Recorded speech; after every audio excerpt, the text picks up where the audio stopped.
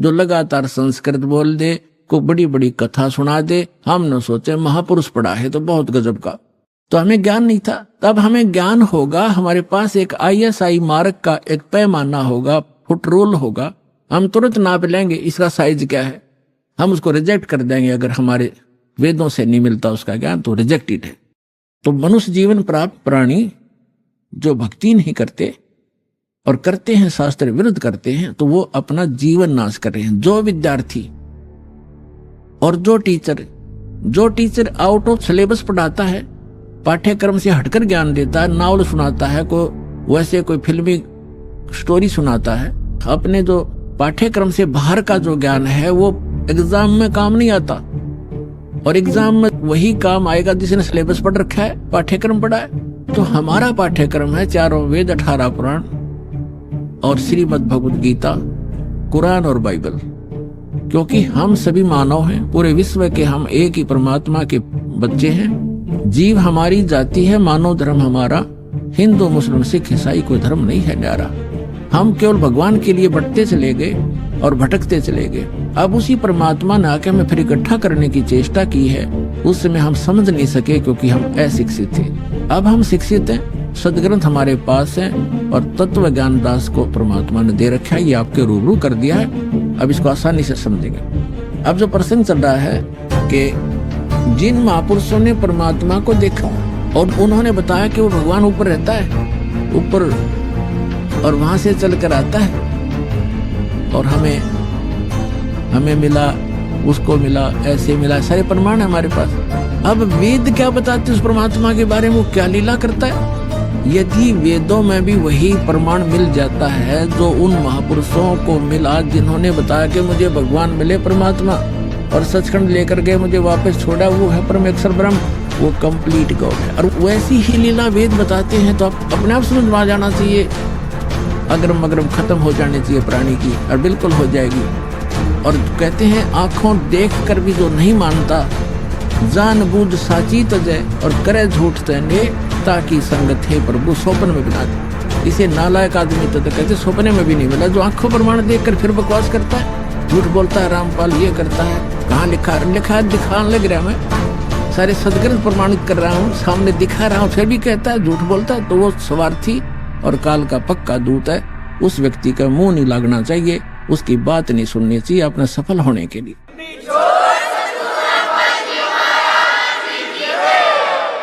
आप जी को इतना स्पष्ट हुआ कि परमात्मा जब शिशु रूप धारण करके आता है दूसरी सतिथि में, 3 प्रकार से हमारा धारण पोषण करता है, हमारा कल्याण करने के लिए 3 प्रकार के शरीर में वो लीला करता है। एक तो सतलोक में रहता है, वहां तो बहुत तेजों में शरीर है, वहां से हल्का तेजपन रूप बना करके, और दूसरे सतिथि में एक शिशु रूप धारण करके प्रत्येक युग में परमात्मा मिलते आते हैं, ऐसा लीला करते हैं। उनकी यही लीला, परवरिश की लीला कुंवारी गांव से ही होती है।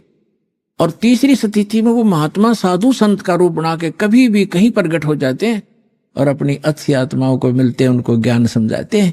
उनके विषय में आपको बहुत बार बताया है कि किन किन महापुरुषों को वो मिले हैं, और उन्होंने फिर बताया कि हमको परमात्मा मिले अनंत कोट ब्रह्मांड का एक रति निभार, और सतगुरु पुरुष माने परमात्मा, भगवान, कंप्लीट गॉड, कबीर हैं, कुल के सृजनहार। अब वेद क्या बताते हैं परमात्मा की महिमा, क्योंकि परमेश्वर ने कहा कि वेद मेरा भेद है, मैं ना मिलूं वेदन के माही, और जौन वेद से मैं मिलूं वो वेद जानते नहीं, कि वेद मेरा भेद है। मेरी महिमा का गुणगान करता है वेद, लेकिन वेदों में वर्णित विधि से मैं मिल नहीं सकता, मेरी महिमा तो कंप्लीट है। लेकिन जिस वेद से, वेद माने ज्ञान से, तत्व ज्ञान से मैं मिलूं, वो ये 4 वेद जानते नहीं, इनमें वो ज्ञान नहीं है। उसका ज्ञान स्वयं ही परमात्मा ने आके बताया। अरिविश दास को भेज रखा है, लाभ उठाओ प्राणियों। ये देखो, अब आपको ऋग्वेद दिखाते हैं। ये है ऋग्वेद। अब देखो कमाल की बात है, ये स्वयं आर्य समाज के व्यक्ति, ये कहां से प्रकाशित है? सार्वदेशिक आर्य प्रतिनिधि सभा, महर्षि दान भवन, रामलीला मैदान, नई दिल्ली से। ये कौन इसके भाषा, आर्य भाषा भाषे, ये मुद्रक है। अब कमाल की बात है पुण्यात्माओं, जो व्यक्ति परमात्मा को निराकार बताते हैं कि वेदों में निराकार लिखा, वो अनुवाद कर रहे हैं। कैसी अद्भुत लीला उस परम पिता की पुण्यात्माओं, आप पर रहम कर रखा है।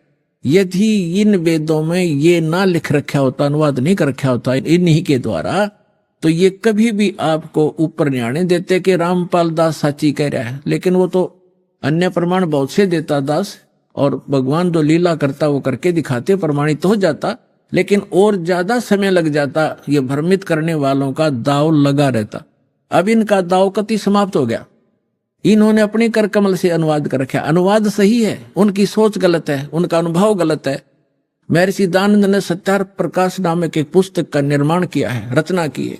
उसमें उन्होंने स्पष्ट लिखा है कि मैंने इस पुस्तक का निर्माण वेदोनुसार किया है, वेदों के प्रमाणों को हल्का सरल करके लिखा है, और उसमें स्पष्ट है कि वेदों के विपरीत ज्ञान है सारा। महर्षि दयानंद और उसके सारे चेले परमात्मा को निराकार बताते हैं, उसका कोई स्थान नहीं है, वो एक देशीय नहीं है, एक स्थान पर नहीं रहता। और देख वेद क्या बताते हैं, वो एक देशीय है, भवनों के सब लोकों के ऊपर के स्थान पर रहता है, और वहां विराजमान है, धूलोक के तीसरे पृष्ठ पर रहता है, एक देशीय है। तो ये महर्षि दयानंद कंप्लीटली अज्ञानी आदमी था, पूर्ण रूप से, और उसी अज्ञान के आधार से उनके द्वारा भ्रमित आर्य समाज है। दास का उद्देश्य किसी की निंदा करना नहीं, केवल आपको सही दिशा देना उद्देश्य रखता हूं कि आपके समझ में आया नहीं, ना इन ऋषि महर्षि इन ब्राह्मणों का समझ में आया, इस दास पर दया करी, इसका पूरा मानव समाज लाभ उठाओ, सबका कल्याण होगा। हमने किसी से द्वेष नहीं। ये देखो ऋग्वेद मंडल नंबर 9 सूक्त 86 और मंत्र नंबर 26 पढ़ेंगे।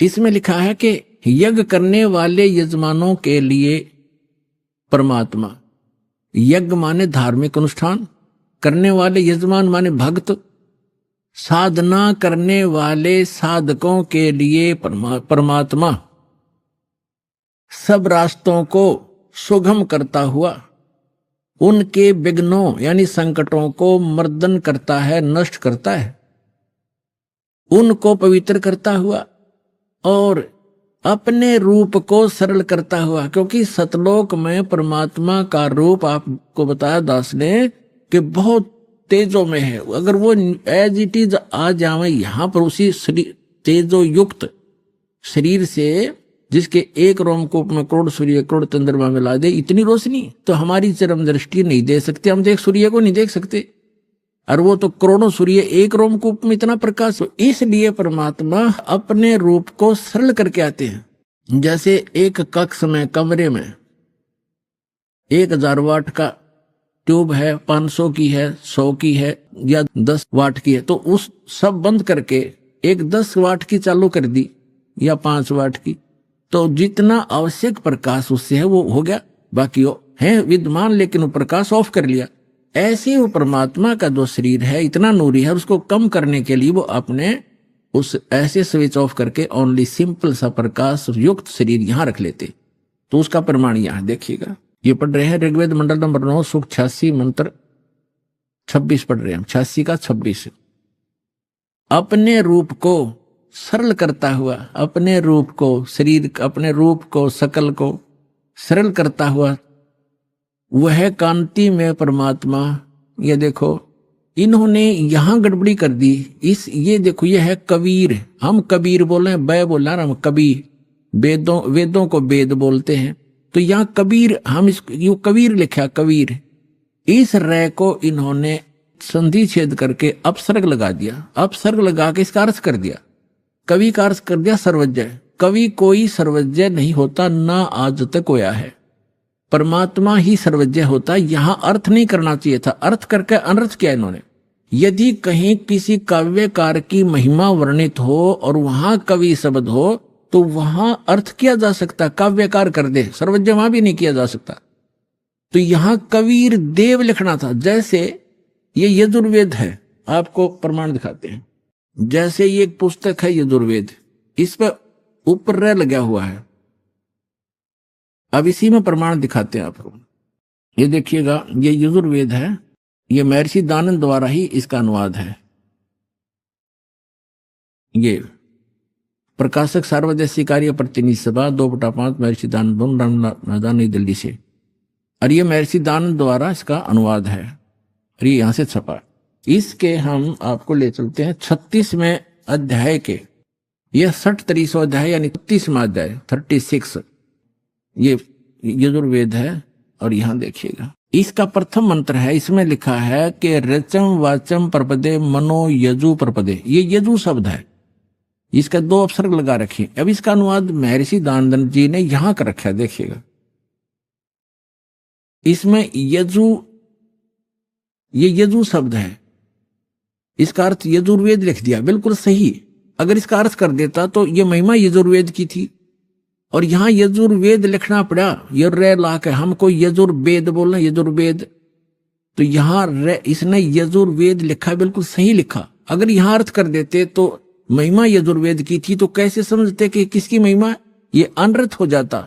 इसी प्रकार यहां इन अनुवादकर्ताओं ने कबीर का अर्थ लिखना था, कबीर देव, यहां कवि का अर्थ जैसे अपसर्ग भी लगे हैं तो इसको लिखना था कबीर देव है उस परमात्मा का, वो कबीर देव माने साहब परमात्मा, कबीर हम कबीर बोल रहे हैं, कबीर देव लिख देती है, देव माने परमेश्वर और कबीर माने कबीर। हम कबीर साहब कहने लगे अपनी लोकल भाषा में, हम वह को वह बोलते हैं, और कबीर कबीर, कबीर देव, कबीर साहब, कबीर भगवान, कबीर अल्लाह, अल्लाहू अकबर, वेदों में उसको कबीर देव, अपनी मातृभाषा में वैसे लोकल लैंग्वेज में कबीर साहब, और कुरान शरीफ के अंदर उसको अल्लाहू अकबर यानी अल्लाह कबीर कहा है। ये है वही जो काशी में धानक रूप में रहा था। ये उन महापुरुषों ने प्रमाणित भी कर दिया कि हम सुल्तानी नानक तारे दादों को उपदेश दिया, जात जुलाहा भेद नहीं पाया, काशी माए कबीर हुआ, अनंत कोट ब्रह्मांड का एक रति निभार, और सदगुरु पुरुष कबीर हैं ये कुल के सिरजनहार। हमने फिर से ऋग्वेद ले लिया, यजुर्वेद रख दिया, क्योंकि अब हम इसको प्रमाणित कर रहे थे। ऋग्वेद मंडल नंबर 9 सूक्त 86 के मंत्र 26 को हम पढ़ रहे हैं। यहां आगे थे कि यज्ञ करने वाले यजमानों के लिए परमात्मा, यज्ञ माने धार्मिक अनुष्ठान, यानी साधना करने वाले साधकों के लिए परमात्मा सीधा सारस बन जाता है, सब रास्तों को सुगम करता हुआ, यानी उनके विघ्नों को संकटों को मर्दन करता है, अपने उनको पवित्र करता हुआ और अपने रूप को सरल करता हुआ, वह कांति में परमात्मा कबीर देव लिखना था यहां पर, कबीर देव विद्युत के समान क्रीड़ा करता हुआ, जैसे बिजली आती है बड़े स्पीड से, वर्णीय पुरुष को प्राप्त होता है। वर्णीय माने अच्छी आत्मा को मिलता है।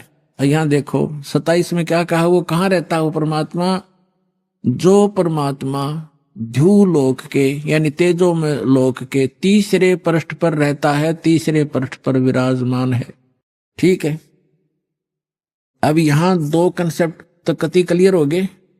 वो परमात्मा ऊपर के लोक में रहता है, ध्युलोक के यानी तेजो में लोक के भी तीसरे स्थान पर, वहां 3 पार्ट है सतलोक के, ऊपर के जितने लोक हैं उनको 3 विभागों में बांटा हुआ है, तो उनके सबसे ऊपर के लोक में बैठा हो परमात्मा। और वहां से अब आगे दिखाते हैं, बिजली जैसी गति से आता है, जैसे बिजली 1 सेकंड में पहुंच जाती है, और अच्छी आत्माओं को मिलता है, और वो वहां ऊपर रहता है।